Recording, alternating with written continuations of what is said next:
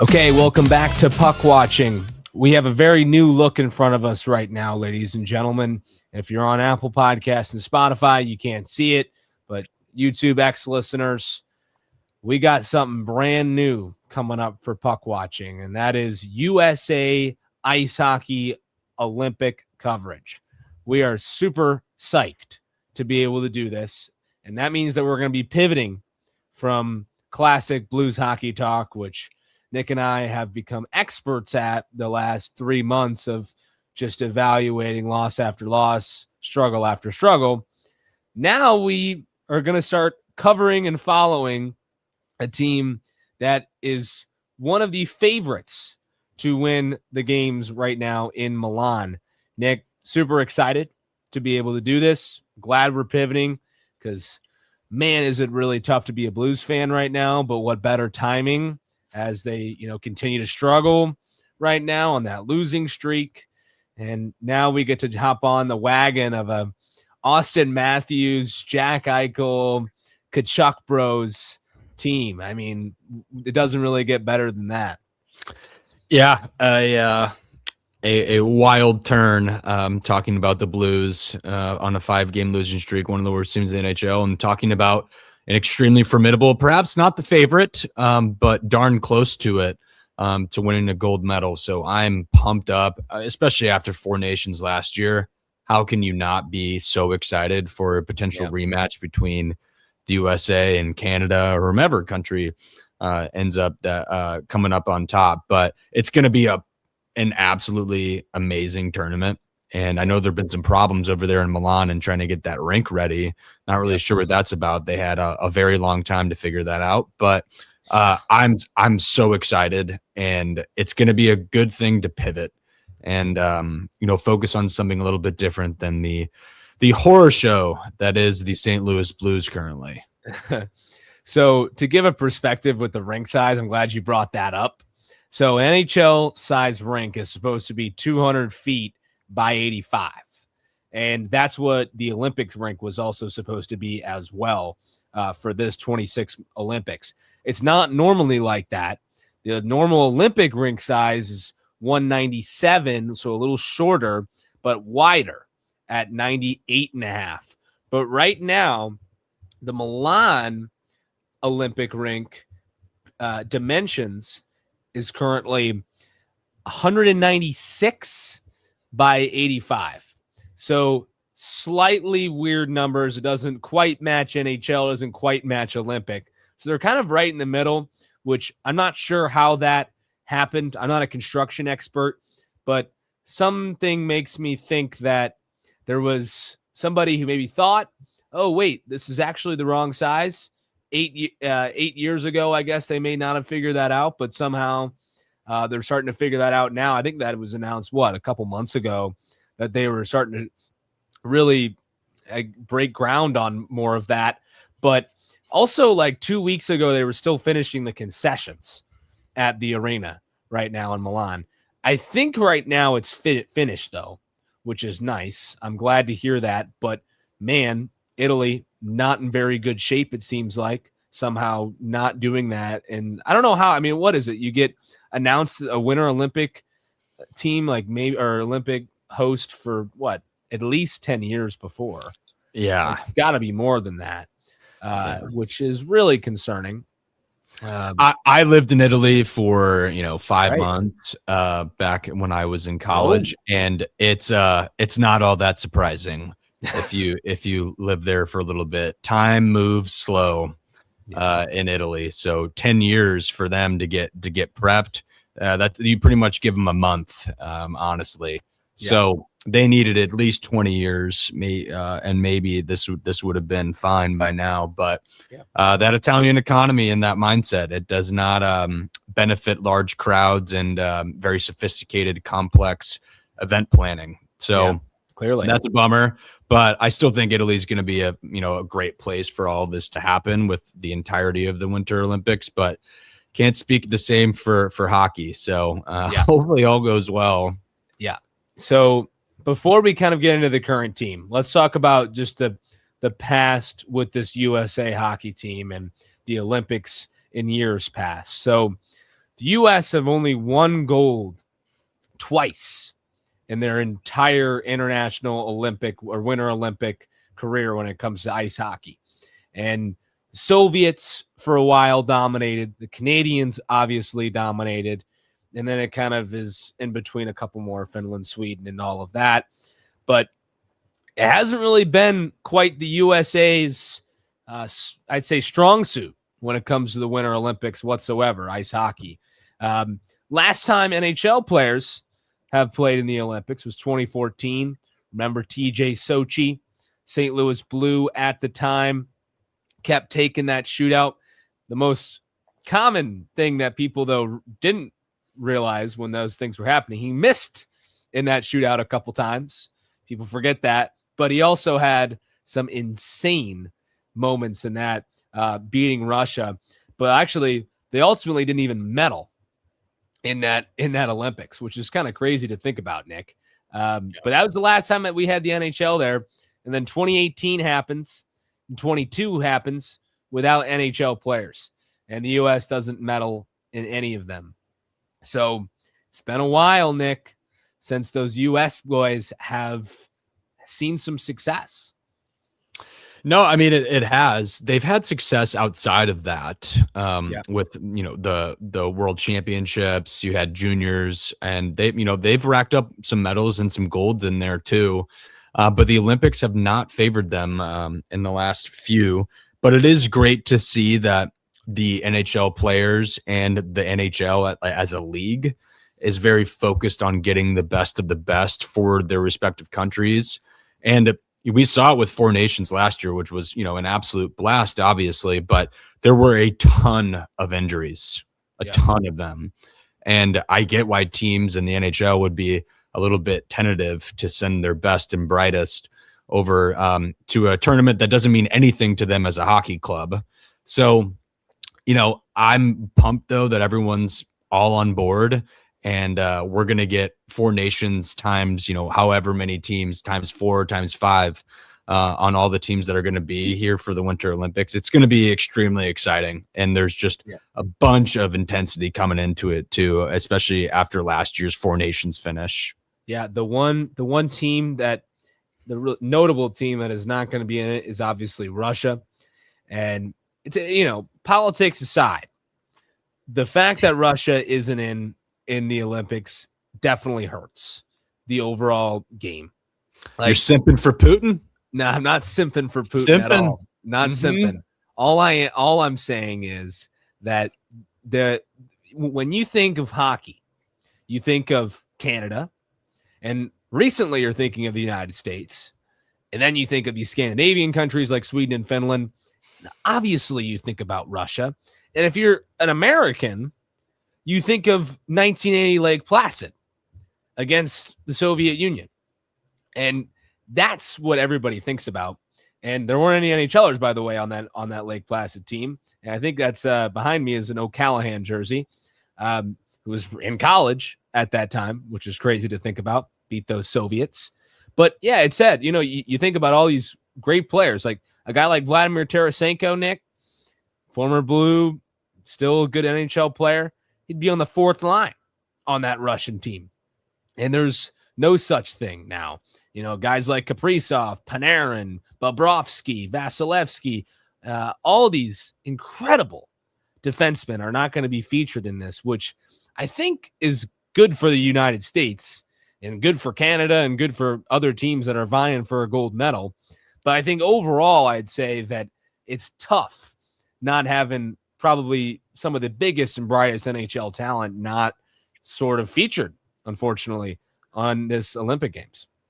No, it's a bummer. I was joking about the Putin thing, but it is a bummer to not have them. It makes, when Russia is involved, especially in hockey, there's just so much more on the line. It does feel like when they're not there, you do lose a little bit of an intensity factor. But I don't necessarily think we're going to skip a beat on this one in particular. Even if you watch the Australian Open right now, it is intense. Like the American players are being asked all sorts of questions all the time, and that will not change once this Olympics turns to fruition, and we're going to start here in a couple weeks. Yeah. So there's plenty of animosity between countries to go around currently. And just because Russia isn't involved does not mean that we're going to take a step back on that one. No. So again, though, very disappointed that Russia can't be a part of it.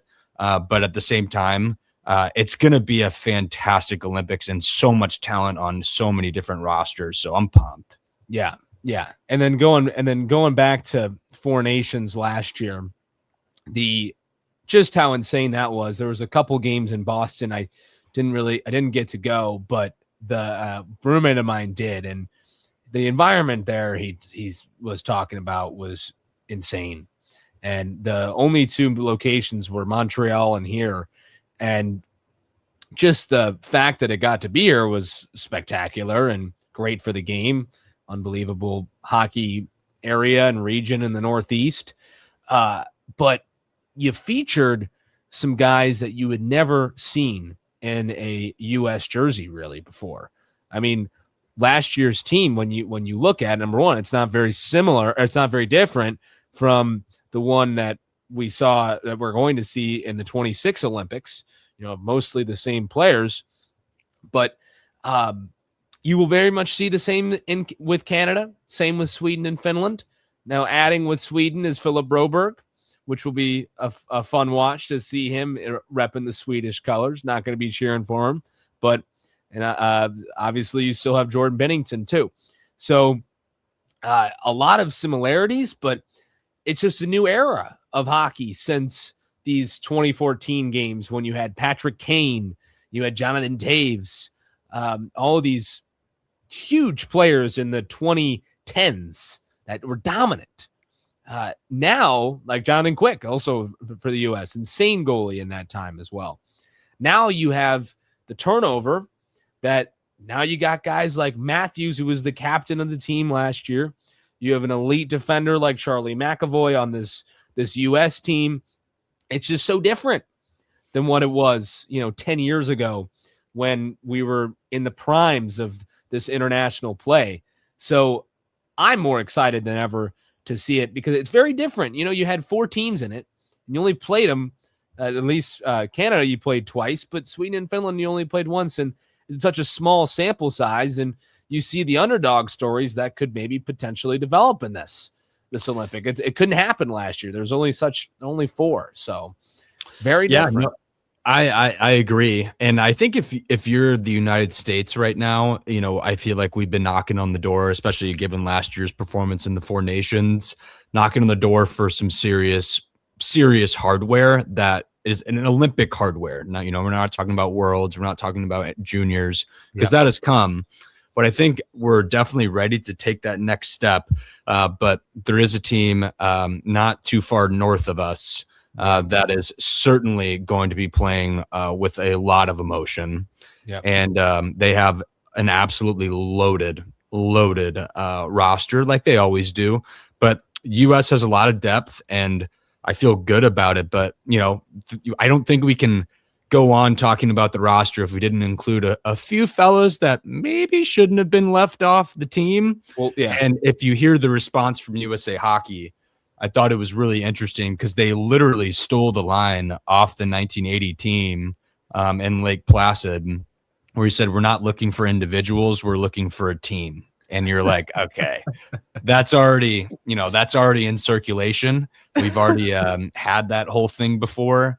And of course, like, you're sympathetic to it because so many great things happened that year with that team specifically getting gold. Last time we got gold, correct? So, it does make you wonder. We've definitely left some high-powered scorers off the team, but simultaneously, you have to believe, just given what they did last year at Four Nations against the top teams in the world, why this has to be different and why we can't actually climb over that mountain, get over the top, and end up beating Canada, whomever it would be in the final, given we're there. So I believe in the team, no matter who's left off and who's on it.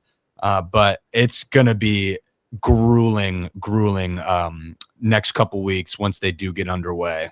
Yep. So little rewind here. before we get into actual USA hockey talk a little bit more.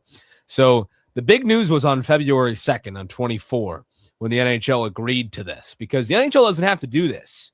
This is all a sort of partnership with the Olympic Committee, USA Hockey, and the NHL, and say, hey, can we do this? And they gladly agreed to this. I wouldn't say, I mean, who knows how that actually happened and what the negotiations were. But as you said earlier, this is a big thing for the NHL to do. This is a 3-week break, basically, from normal hockey operations. So no all-star break, none any of that. So most of the players in the NHL are going to get somewhat of a rest, but not all of them. And if anything, they're going to probably be the most tired and grueling next couple of weeks than probably ever for them. So they get the agreement to go to the 26 Olympics with two Olympics that happened without them, and as well. So how do the Olympics work, though? This is a big one that I think a lot of people don't really understand. And frankly, if you asked me a couple weeks ago, I probably wouldn't have been able to explain it to you as well. But so it's group play, and right now, Nick, you have the groups in front of you. So the U.S. is going to play. Remind me here. They're going to play Latvia and Germany, and what was the other team? Denmark. So Latvia, Germany, and Denmark. The U.S. is going to play in their group. There's going to be 3 groups of 4 teams, and every team. So U.S. are going to play those 3 other teams once, all of them, and then hopefully, I mean, with that group of teams, you most certainly would have to be a number 1 seed out of there. Anything below that would be an absolute dumpster fire for the United States. The fact that they would lose multiple of those games, but I would absolutely see them going 3-0 in those games.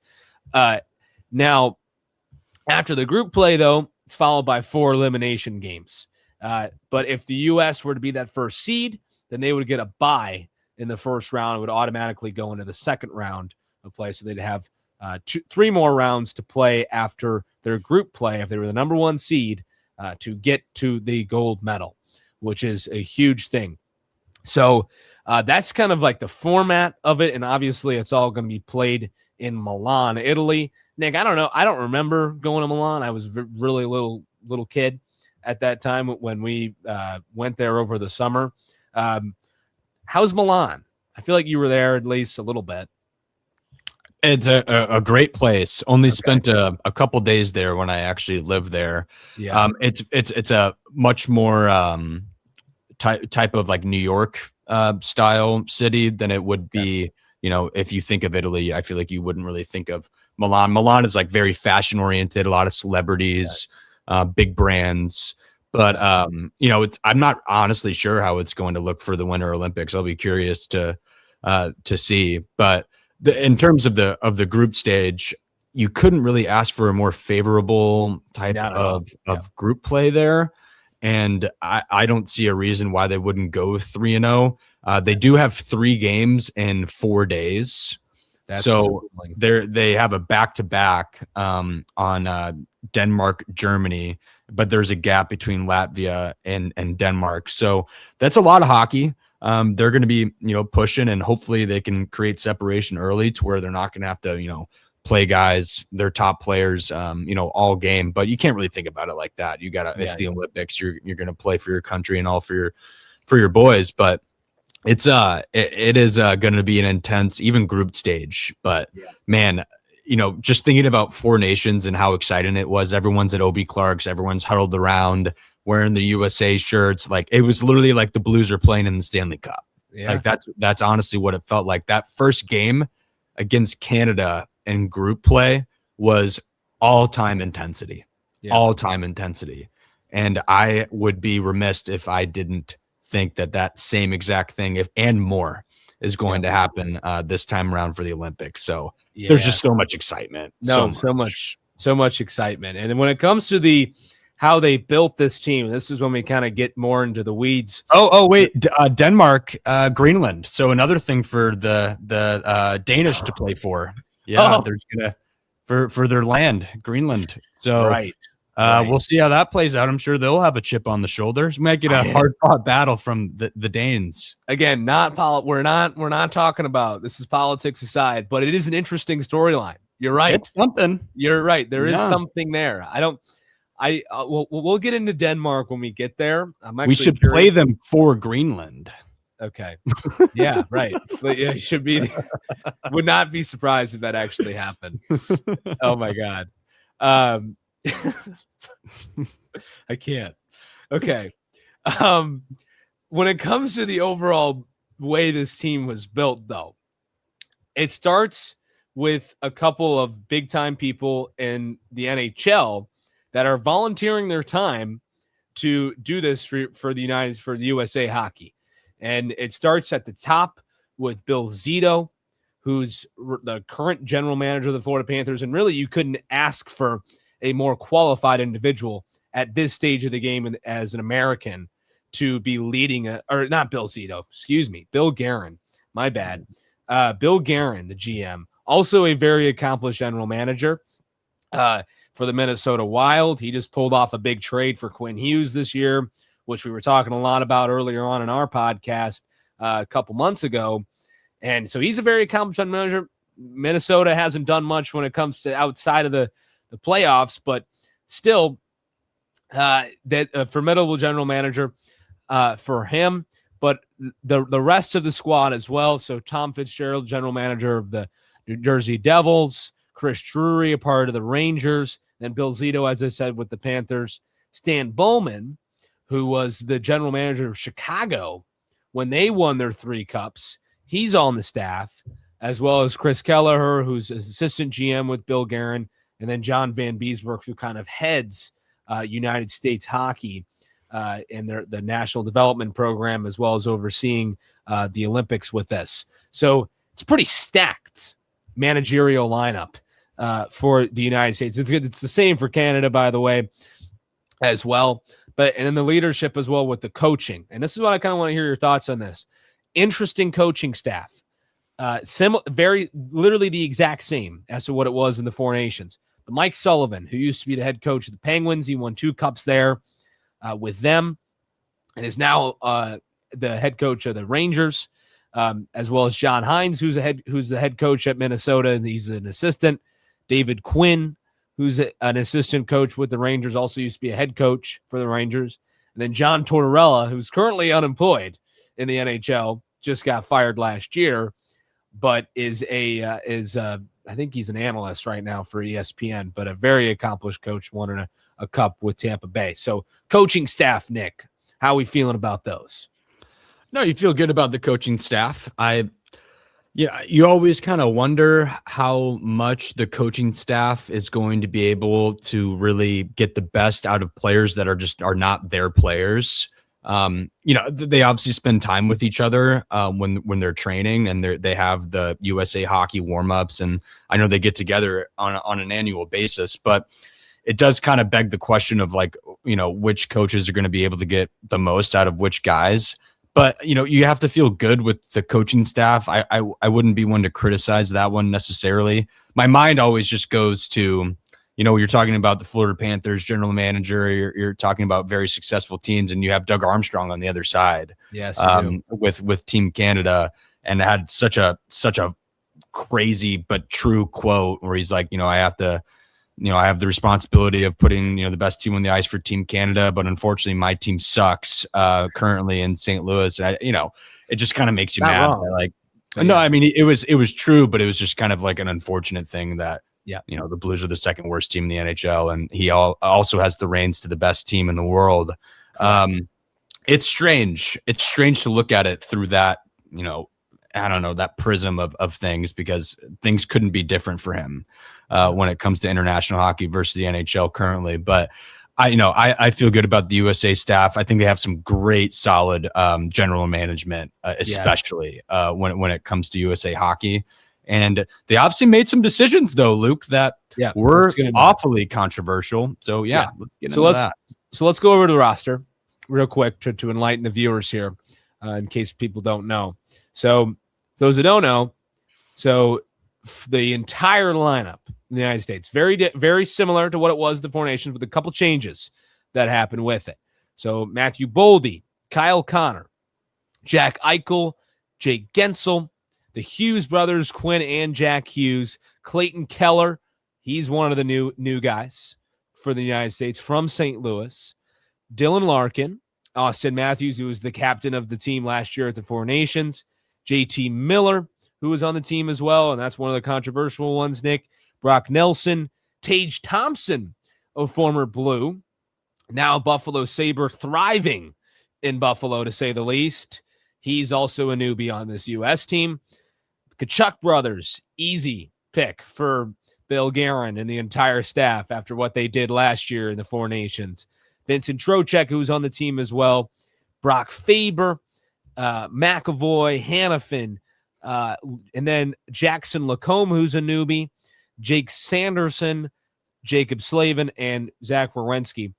And then the goalies, the exact same. Connor Hellebuck, Jet, and a one with Blues almost bit, but couldn't get it. And then Jake Ottinger from Dallas and Jeremy Swayman. So Hellebuck and Ottinger, very familiar goaltenders for the Blues, I would say. By the way, in the last, 2 weeks, we played those guys 3 times, those goaltenders, and they've done well. Actually, no, I think it was Comrie that played against you did. the Jets.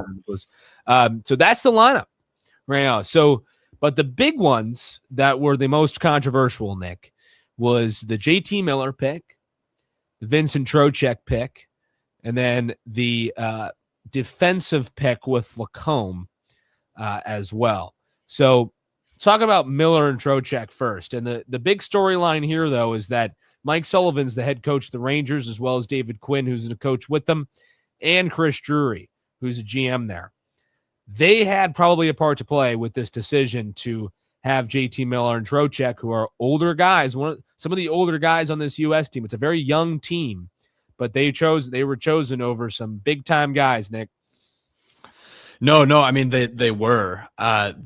I know everyone was banging the drum for Caulfield, Hudson, the fellows on the Canadians who have had really, really, really good years. And they continue to have good years and sort of kind of rubbing it in the face of USA hockey almost to an extent because they keep performing like they do.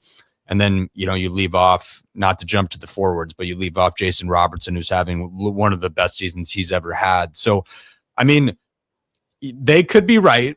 But an early exit or a failed gold medal mission for the men's hockey team on the USA side will definitely spell some trouble for general management if indeed they did see lack of production from those defensive units. So I think in hindsight, we'll be able to evaluate that decision. Yeah. But unfortunately, if we're going to be forward thinking, you have to trust the decision that they made. And they really do think that this is a chemistry type of thing. And they want to keep these guys together like they were in the Four Nations tournament. And they did play very well that tournament. And they totally had a chance in that final gold medal, or what, I don't even know if that would be considered a gold medal game, but the final game against Canada. You have to still like your odds, but there's no doubt that we don't have our most talented players. I don't really think we would be able to say that with a straight face that we have our most talented players on the roster. But again, 1980, we're just looking for the right ones. So hopefully that is the mentality that is going to push the team forward. But you can't help but wonder if those younger fellas are on the team and Robertson as well on the forward side. And I think Tage Thompson got the nod for USA Hockey, and he's obviously having a great year. But after he scored that game winner in Worlds, you're like, that guy needs to be on the USA team. Yeah. So I'm fully in support of that. And Clayton Keller, St. Louis, like, let's go. That's huge. And also just a known Blues killer. And I think he's going to be thriving in the international scene too. So this is the reason why that Jason Robertson and the controversial leave off from him in the roster. This is why people are so upset. Jason Robertson has 62 points this year for Dallas. That is the most out of any American in the entire NHL. That's why people are upset. I mean, it's obviously not the right comparison here, but just for perspective, this is what it is. It's like leaving Connor McDavid off for Canada right now. He's got 92 points. He's the leader among Canadian forwards. But again, it's Connor McDavid, totally different story. It's Jason Robertson, who's a lot younger. He's never played on the international stage before. But that comparison aside, it's kind of nuts why you'd leave a guy off like Jason Robertson. It doesn't make a ton of sense for me. Obviously, you said it. They're looking for a lot of chemistry. Maybe something about Jason Robertson that they know that we don't know is apparent to the management and to the coaching staff. I have no idea. But it doesn't make a lot of sense, the fact that you leave off a guy like that who is one of the biggest offensive threats you can have on that ice when it comes to anybody else on that roster. So, yeah, flabbergasting. And just to put the cherry on top, the USA men's hockey team does not have 3 of the top 10 goal scorers in the NHL currently. No DeBrincat, no Caulfield, and no Jason Robertson. Yeah. So that's not going to look good from an optics perspective. No, it doesn't. No, not at all. I mean, yeah, Cole Caulfield's got 30 goals. Robertson's got 30 goals. And then obviously, Tage Thompson, luckily, right in there. He's the first American that's on the roster that is in that top 10. But yeah, DeBrincat as well.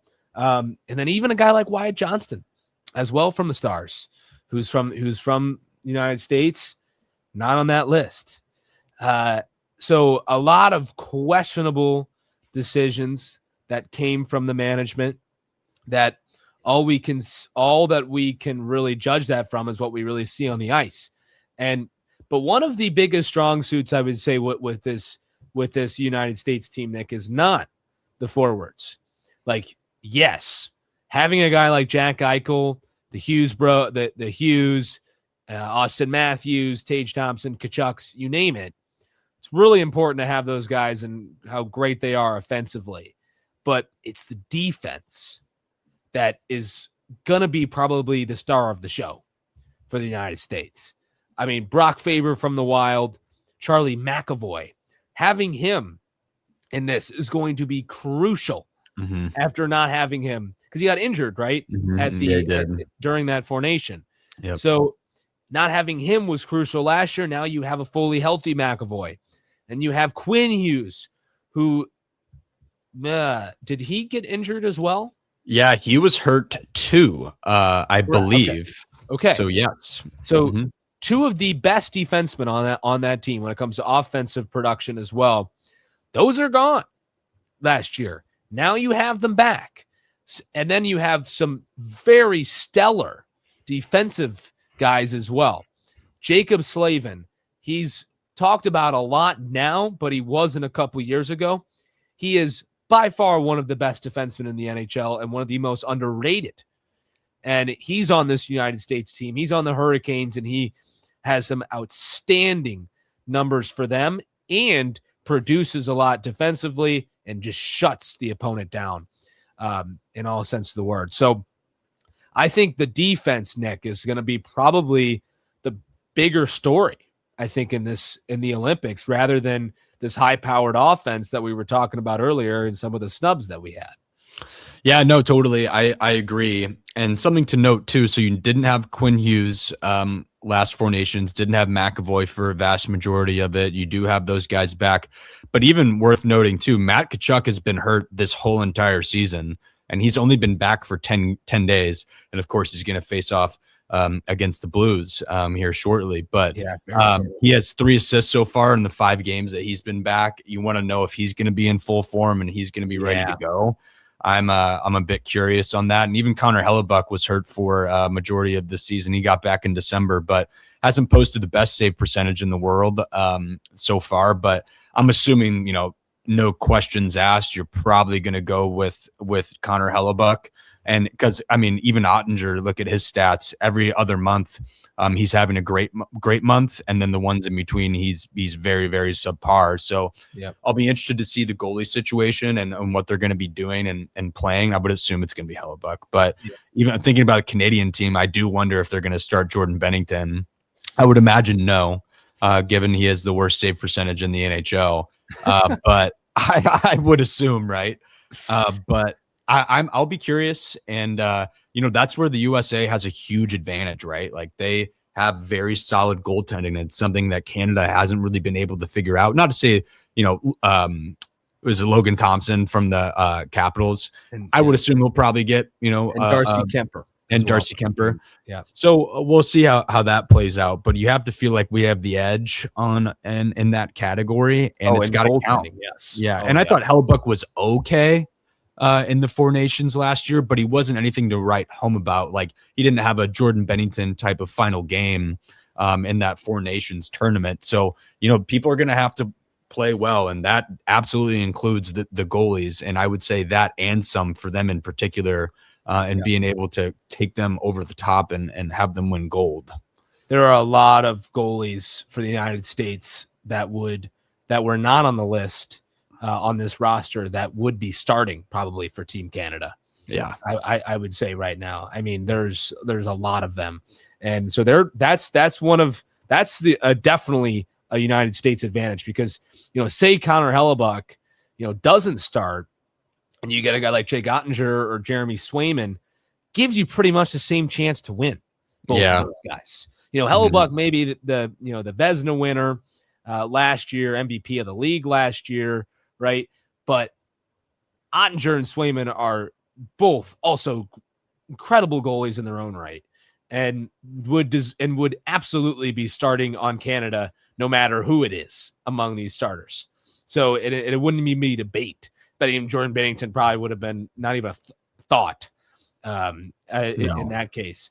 But yeah, I remember I saw John Buchagras, who was doing the broadcast for ESPN last 2 nights ago when they were playing Dallas. Swear to you, he said, this could be a Olympic matchup between these two goaltenders, Jake Ottinger and Jordan Bennington. I'm like, great for us. Yeah, that is a tale of two goalies right there. I'll take that matchup any day of the week, please. The problem with Bennington, though, is that he does generally play pretty well when things are really stacked against him. Yeah. And even in the entirety of the tournament, it's not like Bennington played well the entire tournament because he didn't. But Canada was so good that they were able to kind of camouflage him a little bit early on. But when it really counted, he played really, really, really well. And it's not to say Hellebuck played horribly, but he got outplayed. I think Hellebuck got outplayed by Bennington in that final game, and ended up being, the reason that Canada was able to win. So it'll be interesting to see if they're going to start him or not. I would say no, but I'm going to assume the same thing. I'm going to assume Hellebuck's going to start, but I'm with you. You can start any of them, any of the three, and we probably wouldn't notice a big difference. No, and there. Yeah, I would think that that's the right way to go about it too. And the great part about the tournament is, and very different from the Four Nations, is that you have a much longer tournament and a very different format. The group play, especially with the teams that we have in our group, having Germany, Latvia, and Denmark there, you probably get the chance to potentially start 3 different goaltenders if you're Mike Sullivan and the coaching staff. Like, I don't think you shy away from starting Jeremy Swayman against Denmark or Latvia. Like, I think that's solid. Like, and start Ottinger another one, and then Hellebuck another, and see what they think. I think it'll depend. If Hellebuck goes out there in the first game against Latvia and lets up like a softie, I absolutely think they will start either Swayman or Ottinger in game 2. But you would rather have someone that's starting consistently, just so they can get their grips and understand the players that they're playing with. At least that would be my perspective of it. I would imagine you'd want consistency more so than you just want to give everyone a look. But again, it could change. Like if he lets in a softie, or God forbid the USA loses one of those group stage games, they will make changes. It's just a matter of how successful they are and how good the goalies are playing currently. Right. 100%. And I will say, though, in comparing the U.S. and Canadian team real quick as well, like we name the whole roster for the U.S., won't name the ones for Canada, but just when it comes to the comparison of the top six here. So in your mind, I'll put it in my words. Maybe you have a different opinion when it comes to the United States top six. Your top six for the United States is probably Eichel, Hughes, Matthews, probably the Kachuk brothers as well in the two. And then maybe, is that 4 or 5? Is that 5 that I just named? Yeah, I think so. So then probably add, let's say, Jake Gensel in the top six. So that completes your top six right there. Here's the Canadian top six: McKinnon, Crosby, McDavid, Salabrini, Point, and Reinhart. If you compare those two, there's an edge to the Canadians for sure. Well, and that's always going to be the case as long as they have McKinnon and McDavid on their team. Yeah, right. We saw this last year. Like it depth can certainly win out against top heavy teams, and I would consider Canada a bit top heavy. It doesn't mean that it's a very lopsided, because it's not, but it's you can't not be top heavy when you have guys like Celebrini, McKinnon, and McDavid. Like you're going to be a bit top heavy and a little bit unbalanced, but they'll probably spread those guys a little bit between the top two, and make sure. I mean, it's not like they're playing with scrubs on the third and fourth lines either. So I'll be curious to see how everything kind of plays out there. But there's no doubt they have the edge on the forward department. They don't they do. It's not relatively close, but again, like when you think about the goal scorers, you're like, oh well, surely the USA's top goal scorer is going to be playing on the first. Oh wait, he's not on the team. So it's a bit strange, because when you look at the stats, it's like, well, surely Jason Robinson's on the team, right? He's not. So I think there will be a lot of doubt casted upon the USA hockey team if goal scoring becomes an issue, given 3 of the top 10 NHL scorers currently are not on the USA roster. Yeah, and it's just, I think that the U.S., like in comparison to Canada, there's a much easier way of spreading this out, because it's way less top heavy, as you were saying. So you're not gonna. There's no clear best player on this team. Like there just isn't. I think they're really equal in their right. Like Canada, you can easily say that it's McKinnon and McDavid, no questions asked, right? But when you look at the United States, it's like, okay, maybe is it Jack Eichel? Is it Austin Matthews, who hasn't had the best year this year? Is it Tage Thompson? Like, who is it? I think for me, like when I watched them last year, I always looked at Eichel. Yeah, I always did. The guy's phenomenal. We saw him live in Vegas, and it is a sight to behold. He is not Connor McDavid, but he is an incredibly skilled player, like everyone knows. But that's the guy I generally watch for the USA forwards. Austin Matthews. I said this last year for Four Nations. I just don't really believe in him currently. Yeah. I don't. He's had a pretty horrible year thus far for Toronto, and of course they lost Mitch Marner in the offseason. So I don't know about Austin Matthews, and I really, really hope he proves everyone wrong. Like I'm rooting for him. But I still am of the opinion that he did not have a good Four Nations tournament, and he's had a very bad NHL year so far. But he can turn the whole tide if he plays very well in this Olympics and eventually leads USA to gold. But you do worry about a guy like Austin Matthews, just given his stature and how great he was supposed to be. Right, but I don't see a scenario where he's the captain of this team like he was last year. I'm not sure who it would be. But I'd lean towards a guy like McAvoy, maybe over a guy like him. So just a thought. I don't know how they're going to do the leadership. But yeah, Matthews got 26 goals this year. And remember, there was a time where he scored 60 and change as well. So He's got 26 goals. Is that what you said? 26 goals. Yeah. It's actually more than I thought. Wow. Yeah. Okay. Yeah. It's so funny because I'm comparing him to Blues players, and like Yeah. the most that we have is like 11. But So for perspective, yeah, 23-24 Austin Matthews. If we can get this guy, man, we're in for something. 69 goals. It's wild. 107 he's points. He's a goal scorer. He's a goal And scorer. if he's surrounded by the best of the best that the America has to offer, you think he should be able to score some goals, right? But he's also playing against the best players too. But like he should be able to have his space. Yep. So I hope I really am rooting for him because he does get a lot of hate, but it's kind of deserving at times, especially when you watch Four Nations last year. Yep, 100% agree. So, yeah, that's I really like the roster though. I get a little bit concerned about one other thing when it comes to the comparison between. I know Canada's not even in our group, but like we can predict that there's going to be a matchup between them. It's very logical to do that.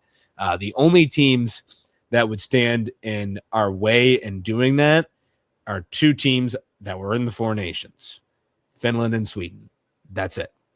And we handled them pretty well last year. We lost to Sweden, but it was a game that we didn't really matter. And since we already advanced, but Finland we beat 6-1 last year. So in that Four Nations. So it's the favor is right now USA Canada in that final already, but I know we're looking way too much ahead. But what I was saying though is the matchup in that fourth line right now projected for Team Canada. This is a bruiser of a line. Brad Marchand, Bo Horvat, and Tom Wilson is that projected fourth line. And if you're the United States, whenever those four are out there who are all great players, but they're also physical as can be, some bruisers in the NHL, you put the Kachuk boys out there. And every time that they're on the ice. And they're going to be the bruisers for the United States. There's no other ones that are like them on this team. You know, when you think of physicality, you don't think of the top six that we mentioned earlier. You don't. You think of goal scoring, think of offense. Maybe on the defense, you think of potentially McAvoy and Hannafin and something like that, but not really. The bruisers are the Kachuk bros and that fourth line for Canada. So it's true. There. The physicality in this tournament is going to be insane. It's going to be just like Four Nations and the bad blood is just all over the place. Like the Four Nations was such a great appetizer for what's going to come in a couple of weeks, and it's going to be a punishing physical tournament. It really will be, and. Yeah, I mean that's how people are going to be able to win these games. It's going to be who can be more physical than the other team on a lot of nights. So as long as the U.S. can hang in there, which they can, that's a very physical team. We saw it last year, but again, that fourth line on Canada, that is a terrifying fourth line to go against. Like there's no doubt. You can stop at Tom Wilson if you want. It'd be fine. I mean, then adding Brad Marchand with him is concerning. 37 years old, by the way. And also one other storyline here with the structure of this team. There are 4 players on the United States of the 25 that are above the age of 30. 4. And would love to know from Bill Guerin and that if that was intentional. Obviously, there was a lot of young guys that you could choose from, but there's not a lot of big veterans that are on this team. There's veterans, I guess, but not, these crazy 15-year vets like a guy like Marchand is for Team Canada. But comparing to Canada, no one is below the age of 26 besides Celebrini. Yeah. So again, very different ways of structuring NHL or structuring Olympic teams. So funny to note that with the young stars versus the veteran mindset. Yeah, Canada seems to be getting up there in age. Yeah, you never know what's going to happen in the next 4 years. But I like that they're young. I like that everyone's hungry, and those two guys, Quinn Hughes and McAvoy was, supposed to be playing last year, and they finally get to touch the ice and be on the same team as all their, American brothers. So Yeah. I'm excited about it. And, age is just a number, and Right. it's about playing for your country and playing for everyone around you, all the fans. And I just, there's just going to be so much pent up emotion and aggression that's going to be unleashed as a result of all this. But wait. you just couldn't be more excited about what the Americans can actually do, because it's not the first time, but it definitely feels like they are right there, and I don't think we felt that exact way in the past. And it does certainly feel that way right now. Agreed. No, I mean, you look at 2014, I don't think when we were watching that, we could have easily said that the United States had a very good chance of winning this tournament compared to Canada. Same thing in 2010, and same way that pretty much since 1980, and same thing then. Yeah.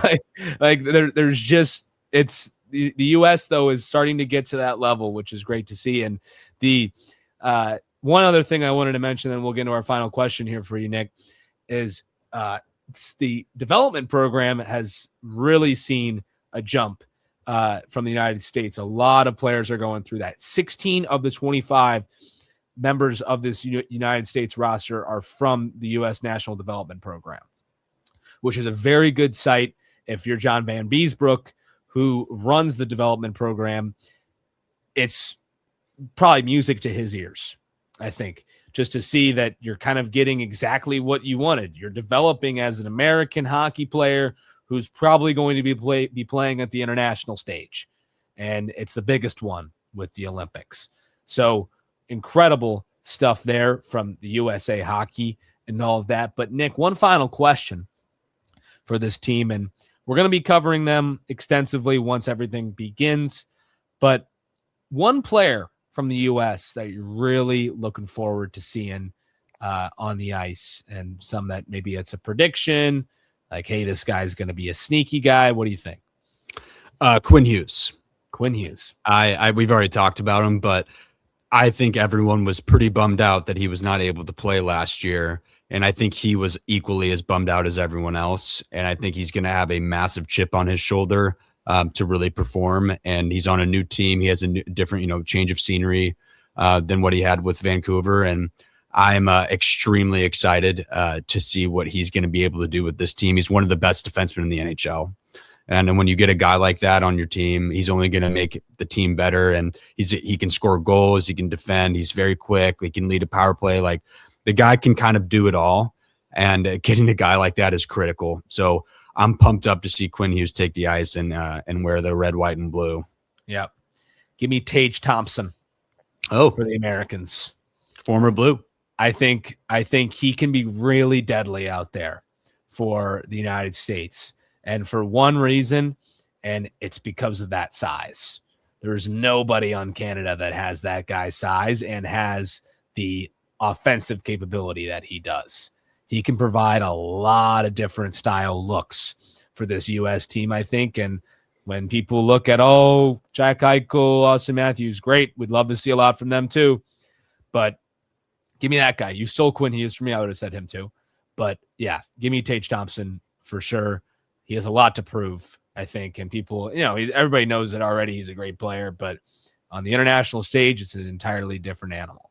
So very much looking forward to seeing him. That basically wraps it up, ladies and gentlemen. Thanks for tuning in. U.S. style podcast from here on out. And we're excited about it because we're done with the Blues right now. We've had extensive coverage on those guys. And I think we've reached a point where we need a break. And it comes at a beautiful, beautiful time in February, right when the thick of it all is happening, and they're the second last place team in the league, which is the last time we will be mentioning their name like that. So that about wraps it up, ladies and gentlemen. Thanks for tuning in, and we will look forward to more USA hockey coming up very soon.